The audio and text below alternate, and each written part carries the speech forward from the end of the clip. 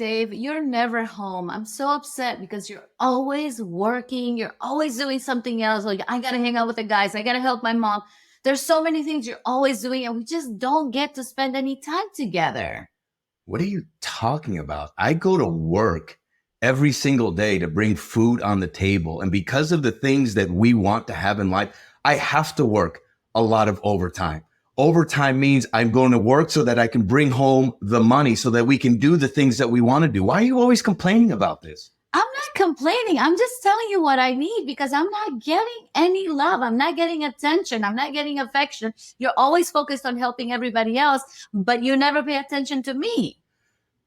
Okay, we've been married for 2 years now, and turns out I would love to spend more time with you, but every time we do, it ends up you complaining, which ends up in an argument like we're having right now. When the heck are you going to get it to understand I don't need more complaints? I already got stress at work as a police officer. I don't need to come home and get all this stress as well. You know what? It's impossible to talk to you. I don't even want to talk about it anymore. I'm going to leave. I'm going to leave right now.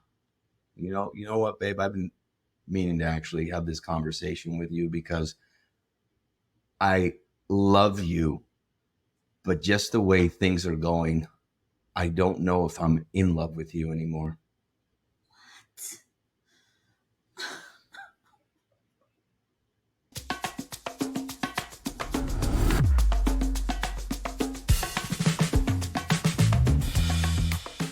Pause the role play. Everything is good. And have you ever had a similar situation or heard of a couple that usually at the 2 to 4 year mark, after the love, that oxytocin has disappeared, that they start falling out of love with each other? Dave and Yvette Ulloa here, founders of Warriors and Queens, where we empower dream relationships. Thank you so much for tuning in to our Warriors and Queens show.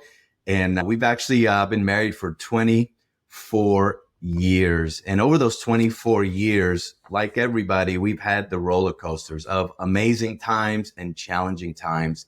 And so wherever you are in your relationship journey, we have probably experienced and navigated through the ups and downs. As a matter of fact, there were 2 different times in our lives that we almost called it quits and we almost decided to get a divorce. But there was some part of us that realized if we were going to be like most couples today, that anytime there's challenge or issues, it's so easy to get separated and divorced. And we know that that's one of the greatest killers of people's wealth and happiness is having that death of a relationship. So we want to welcome you to the Warriors and Queens show, where we bring extraordinary relationship sauce to help you have an incredible life, whether you're searching for a partner or you're already in a great marriage and want more, or if you're going through difficult times with your partner and are ready to take it to a new level.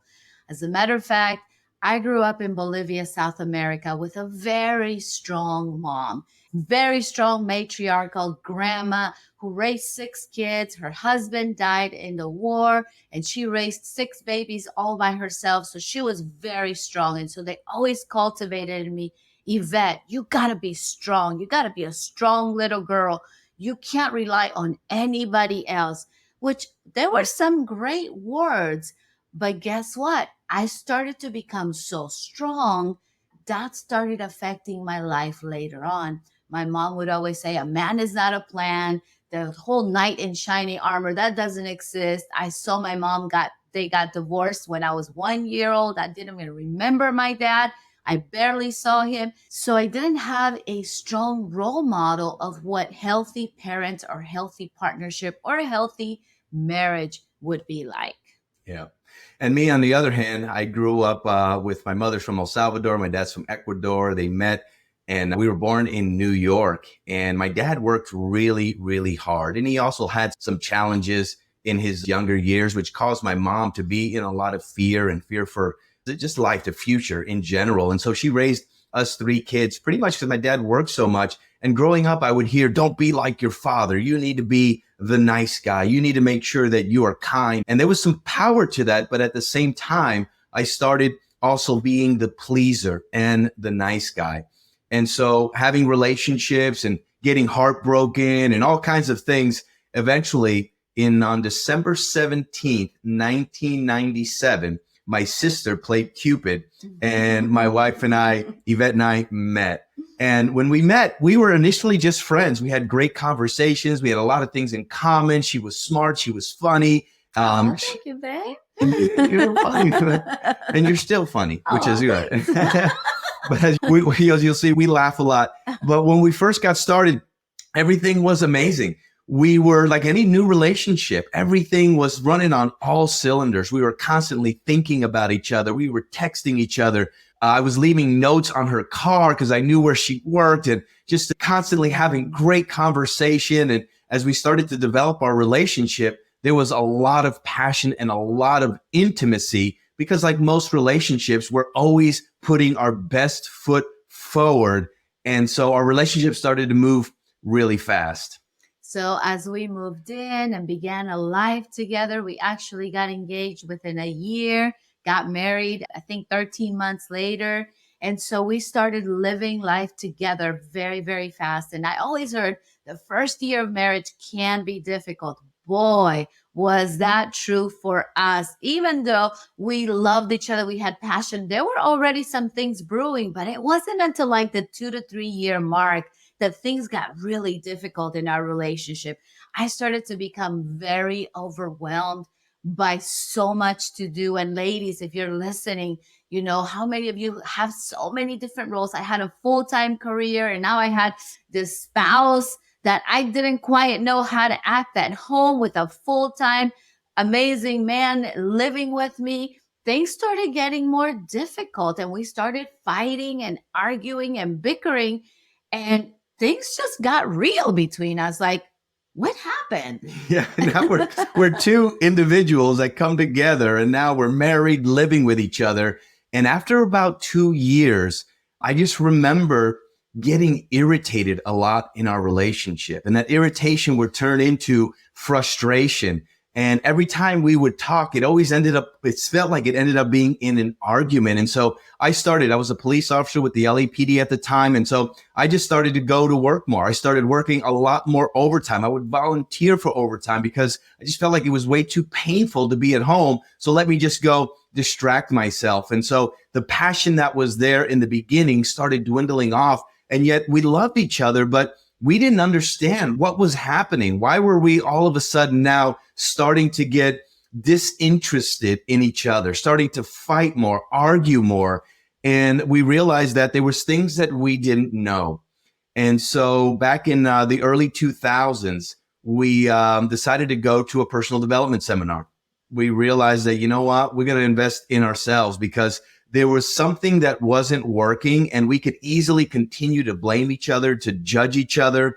But a part of us also knew that if we did that, we saw other couples that were doing that, and then they would break up, and then they would go repeat the same patterns in another relationship. And so for us, we're Christians. And when we got married under God, it was a covenant relationship. It was a vow that we made to each other and a vow that we made to God. And for us, that wasn't anything that we were wanting to break. So we go to this seminar. As a matter of fact, a Tony Robbins seminar called Date with Destiny. Some people also call it Date with Divorce. And so at the time, Yvette was showing up a certain way in our relationship, and I was showing up a certain way. And so we get to the event to go check in and tell us what happened. Are we going to tell this story? We're going to tell this story. Okay. So just explaining a little bit behind the scenes, I grew up, I had experienced some abuse as a child. And so I had a huge protective armor over me that nobody was ever going to hurt me. So I was very opinionated, and it was like my way or the highway. So I started taking on all these things in our marriage, like, let me pay the bills. I do a better job. And he'd be like, oh, okay, fine. Let me take this on. I do a better job. Well, before you know it, I was doing all these things. I was frustrated. I was overwhelmed, but I was the one that was running the household. It sounded good, but I also started resenting him for not being the man that he could be or should be, even though I was chopping him down. I didn't know I was doing that at the time. It's just the way I learned to be. So we arrived at this event and we paid a lot of money to go there, a few $1,000s. So we go to the front and we check in, and they give us our little name badges. And we get our little name badges, and I noticed something. And you can tell I was very controlling at the time because I didn't like being around strangers or around people, and I didn't trust too many people. I noticed that we had been assigned to different teams. So I said, "Excuse me, you have made a mistake. You put us on different teams." And the lady looks at us and says, no, that's actually done on purpose. There's a reason why we want you as couples to be on separate teams so you can have your own experience. And so Yvette tells her, no. We paid you. We want to be on the same team.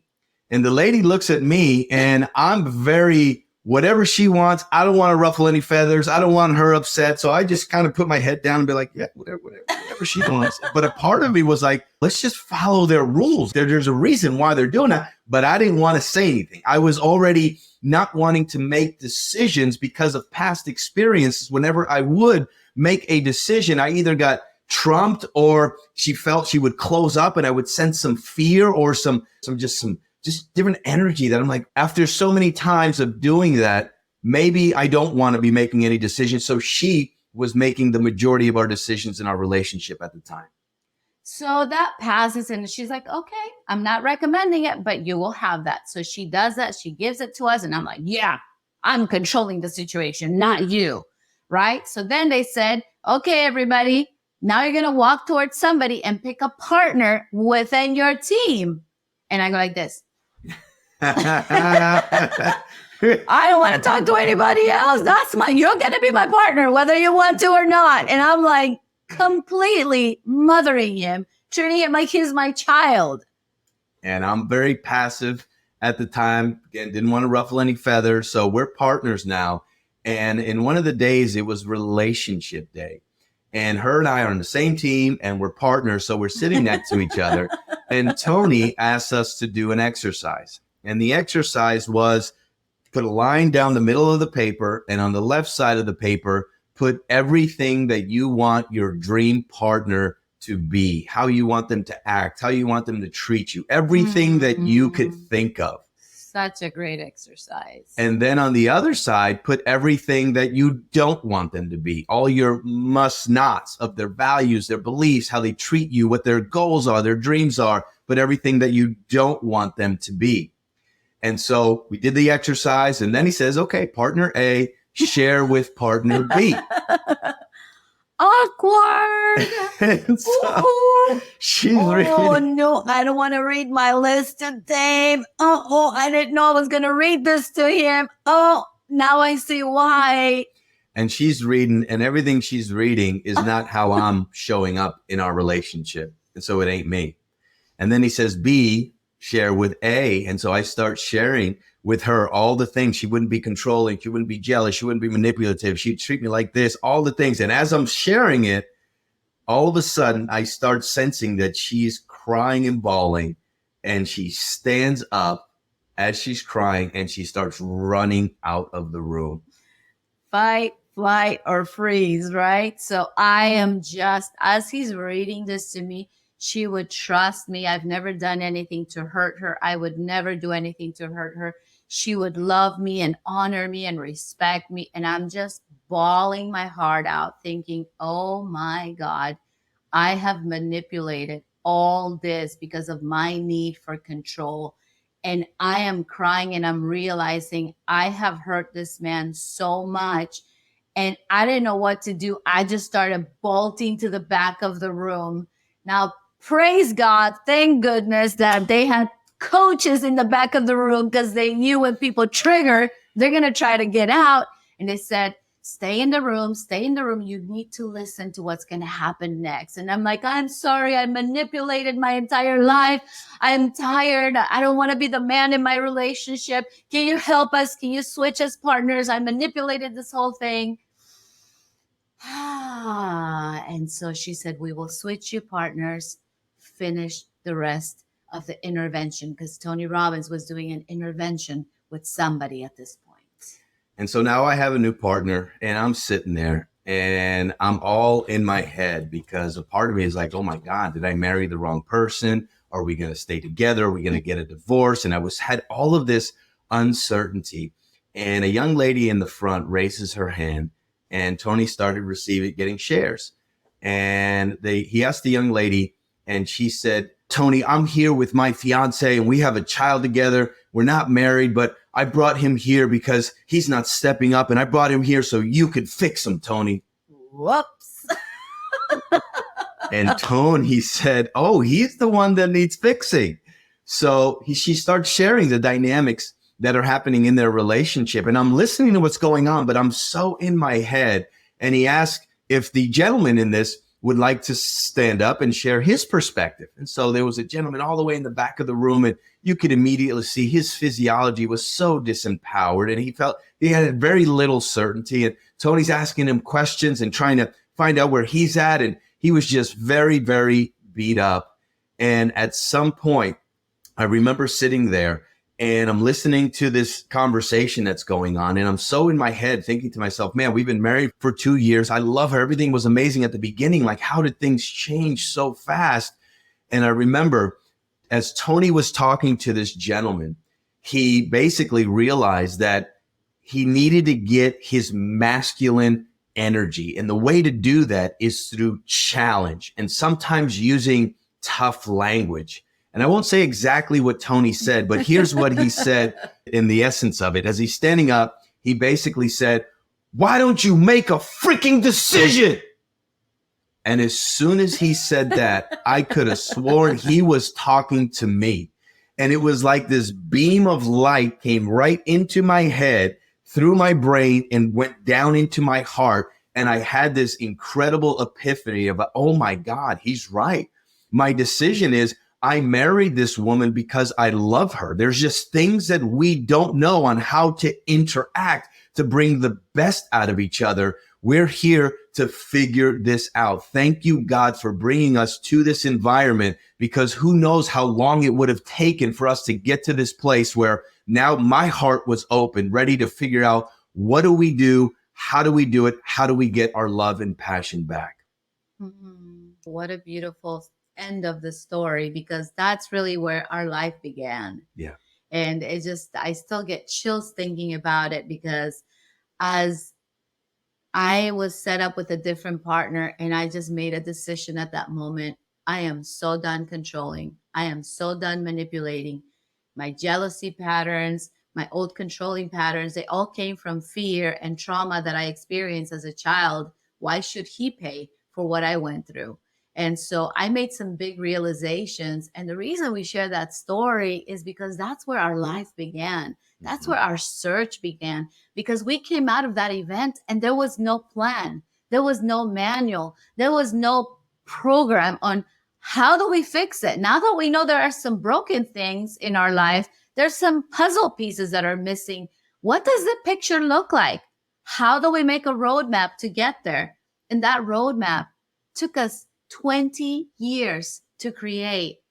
And that's how the Warriors and Queens show was created, because we're going to share that roadmap with you. We created the roadmap to heal, fix, and transform your relationship or yourself if you don't have a partner. Because if you don't do that, you're going to take yourself to the next relationship and make the same exact mistakes. Right. So over the course of our episodes, we'll be sharing some things. If you're a brand new couple and it's their first year or two in a relationship, there's a lot of dynamics there to help you navigate. But then also for those of you that are maybe 2, 4, 5 years in your relationship, there's some new challenges that start to show up. And then those that have been married for many years, how do you bring that intimacy back? How do you bring that newness back where you keep the passion alive in your relationship? We truly believe that the best relationships have partnership, where you know how to get along, you know how to communicate, you uplift each other, you honor each other, you respect each other, you love and cherish each other.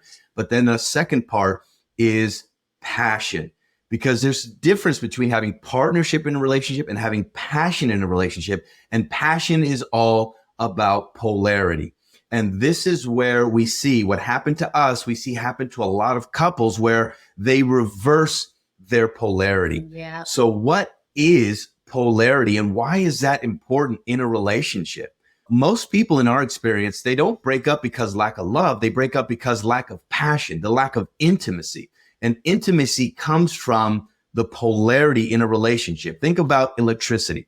In order for electricity to work, it's got to have a positive charge and a negative charge. Think of our Earth. In order for our Earth to do what it does, it's got to have a North Pole and a South Pole. There are two opposites, but they each have a function, which is why they attract each other. In human beings, polarity is all about the feminine and the masculine. What is the feminine and the masculine? Well, men at their core are masculine, which basically means it's all about outcome driven. It's all about results. It's about protecting, providing, procreating for the family. That's the masculine energy. The feminine energy. Women are feminine at their true essence, and the feminine is open. We call it gathering mode, where you're just thinking of a different things. You're doing multiple things at once. You can hear your neighbor's cat. You remember that somebody forgot to take the trash out. You're communicative, you're nurturing, you're open, you're creative. That is the power of the feminine. And unfortunately, that is being diminished right now. That is being diminished because there is so much power in that. That's right. What happened to us, and we see happen to a lot of couples unconsciously, is we reversed our polarity. Where in our relationship, because I also had some old wounds and traumas from the past that created these masks that took me further and further away from my home, that I became more feminine in our relationship. Because anytime I would exude a decision making, or I would step into my masculine, because of her past wounds, she felt fear. She felt unsafe. And I can sense that. So I started to shut down because I love my queen. But as I started to shut down that protector side of me, that decision side of me, I also started to become very passive. And I ended up becoming the pleaser and the yes guy, where I didn't want to make any decisions. And even though she was okay stepping into that masculine role in our relationship, it became very overwhelming for her because we are wired differently. God created us differently for a reason.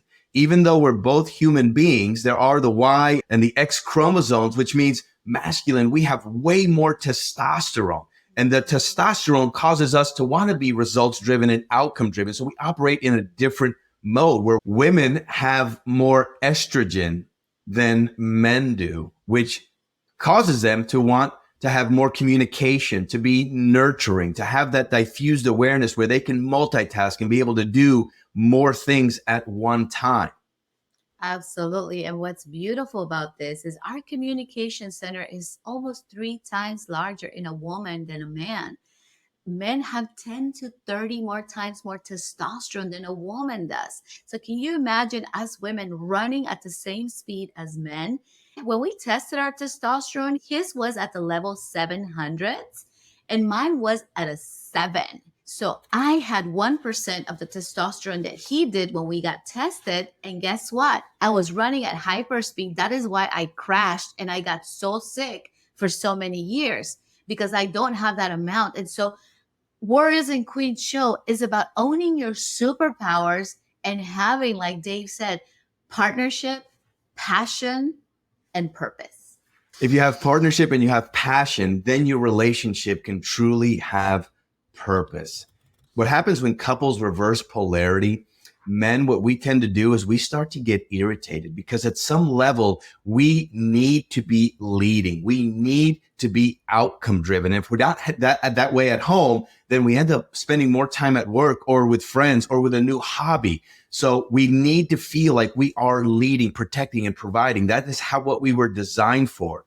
And women, what tends to happen when you reverse polarity and you step more into your masculine, you tend to feel more anxiety, more overwhelmed. Yeah. I was actually living in that world, anxious, overwhelmed. My lists, I have 5 different lists and I could never get to the bottom of them. And I was so confused. And so I'd have mini explosions. And once in a while, the rage monster would come and visit. And it was not a pretty sight. Our marriage almost ended because of that energy that I was bringing to our marriage. We became aware of this dynamic that we didn't even know what was happening. It was like the matrix in relationships started to reveal itself. But then now that we have this information, how do we change it? How do we get back to who we are? And the key to this is to, number one, acknowledge and honor each other for who you really are, not for what society tells you you should be or how you should think or how you should have a relationship, but honor who you really are as a man, as a woman, and tune into who you really are. Are you really that? Are you expressing who you really are? Or are you basically just reliving old wounds, unresolved trauma from the past that you're bringing to the relationship? Now, we're going to talk more about mask in another Warriors and Queens show. But for today, the key is this, is stop trying to change your partner. Big one. And this is how we do it unconsciously, where sometimes women believe that men are hairy women who are misbehaving and they should know better. True that. And so you're constantly trying to change your man to be more like you, which is basically trying to tell him to be more feminine because you want to have sameness. And the same thing, men, we do the same thing. We tend to want to change our women to be more like us because we view them as hairless men that talk too much and are over emotional. And so we want to shut down their emotions. We want to not allow them to share their meta report or their communication. And so we bring them to be more like us. And so the reversing of polarity happens so much in a relationship. And in our experience, it's right around a year, 2 to 4 years where the dynamic starts to happen. Yes. And the most important thing here is to understand and honor that we were created different under the eyes of God. We are wired different. Our brain operates different. We have different hormones. Like one of the things in women, our fear center is almost 3 times larger than that of a man's. So we're constantly concerned about our safety, about our financial safety, our physical safety. And so there are so many things that are different in a man and a woman. And so honoring that we are different and creating partnership, which is counterintuitive in a relationship. That's right. So the key to understanding this is to honor who you really are and honor who your partner is and allow them to be who they are without the judgments, without the blames. And when you start tuning into who you really are, how many of you have ever been triggered by your partner where something they said or something they did irks you, or it gets you angry, or it makes you feel like you're not good enough, right? Whenever we have that trigger that shows up, all that is a revelation that there's an area of your life where you are not free. Can you say that again, please? Oh, so good. People and circumstances show up in our life to show us areas where we're not free. And usually what that is most people will go immediately to protecting that trigger, to protecting that mask by blaming or judging their partner, as opposed to what our realization after working with thousands and thousands of couples around the world is usually that trigger is an old unresolved trauma from the past. That's a reflection that your partner is revealing to you. And if you don't go through the process of being able to acknowledge that and let that go and heal that past, what tends to happen is you end up creating more chaos in your relationship. And this is where chopping each other down to protect our mask, to protect our wounds, we see it happen so much in a relationship to the point where it becomes so much that they believe the only way to solve this is by separating or getting a divorce. But we got great news for you. With Warriors and Queens in this show, we're going to be able to share with you exactly how to turn any and all relationships around, no matter where you are in your relationship journey. Even if you've already contacted attorneys and are talking about divorce, we were there. We can help you turn it around. The next step is to really learn how to heal that trauma, that trigger, that habit, that hang up that was created as a child, because like we said, that created a protective mask, a protective mechanism that anybody that comes near that protection you want to go and fight back. And so when your spouse pokes you or triggers you because you have a wounded child that's trying to protect himself or herself, that is what causes the problems in relationships. Most people don't know that. They think it's, oh, because finances or because of this. No, it's because you did not heal those masks that are protecting you from when you were a wounded child, from something that happened. We all had some kind of triggers, some habits, some hangups, some hurt, some trauma, some chaos happen in our lives that created a protective mechanism. So we're going to show you at the Warriors and Queens show how to shatter that so that the real you pops up and goes, I have a blank canvas to live my life and to have this amazing relationship that I know I deserve. And then you don't bring your old garbage from the past into your future. That's right. The masks are real, and the more intense the trauma, the thicker the mask, the more you want to protect that mask. And so we're actually going to talk about specifically the mask. Just understand, the more masks we have, the further away we get from our true home, our true nature, who God intended us to be, which a lot of times creates even more chaos in the relationship. So we truly believe, heal the man, heal the relationship, heal the woman, heal the relationship. And that's what we do here at Warriors and Queens. And so with that, we want to thank you guys for tuning in. This is our first ever Warriors and Queens show. So thank you for joining us. We would encourage you guys to subscribe, to like, and also give us a review. Love to hear your feedback on what did you learn? What did you like best? What was some areas of improvement, and or what would you like to learn on in regards to this dynamic of relationships? We would like to make a beautiful offer to you guys with all our heart. We created an e-course for the Warriors and Queens, extraordinary relationship, things that you need to know that are a must in order to have true partnership, passion, and purpose. So we have an e-course that you can download for free as a gift for being a guest of our show. And so you just have to go to warriorsandqueens.com/3, the number 3, steps, STEPS. We also have the link in the comments so that you can find those tools to help you start those steps towards an extraordinary life. Thank you for your time. We are Dave and Yvette Ulloa, founders of Warriors and Queens, empowering dream relationships one person at a time. Thanks so much for joining Yvette and I. Our goal is to give you tools, mindset, and motivation to strengthen your most important relationship and experience vibrant intimacy. Please take a moment to rate and review us. We would love to gift you our e-course at warriorsandqueens.com/3 steps.